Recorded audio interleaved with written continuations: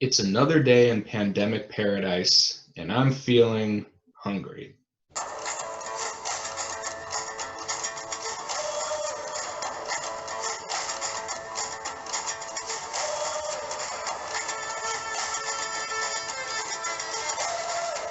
Remember when only certain people knew what PPE stood for?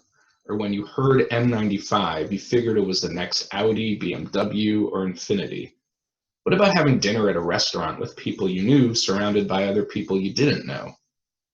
I'm excited to do the ZoomCast because talking to people during the coronavirus pandemic is a completely new experience. Sure, before the pandemic, each day was unique, but today, asking the simple question, "How are you?" is so much bigger than small talk. It's a very loaded question, and the responses are incredibly revealing. In the ZoomCast, you'll hear from local leaders, business owners, my friends, family, and anyone else who's interested in sharing their pandemic experience. I'm grateful for their insights and for the opportunity to connect with them. I came up with the title, Another Day in Pandemic Paradise, not because it's cute and alliterative, but because it represents a juxtaposition. We are suffering through a pandemic, but we're also accessing the best parts of ourselves. In the face of something so fraught and devastating, there's been a groundswell of defiant hope and optimism. I do take issue with the term uncertain times because there's actually a lot we do know by now.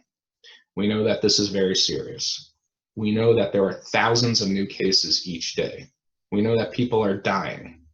We know that buying groceries is difficult. We know that underserved communities are being devastated. We know that in order to slow the spread, we have to practice social distancing with a vengeance. And we know that the only way we can be fully protected against COVID-19 is through vaccination.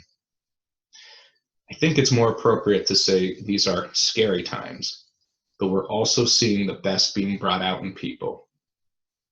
Episode 1 of Another Day in Pandemic Paradise will drop this Thursday, and I'll be speaking with, it's a surprise. In the meantime, listen to the experts and the facts. Be smart, be safe, and be well.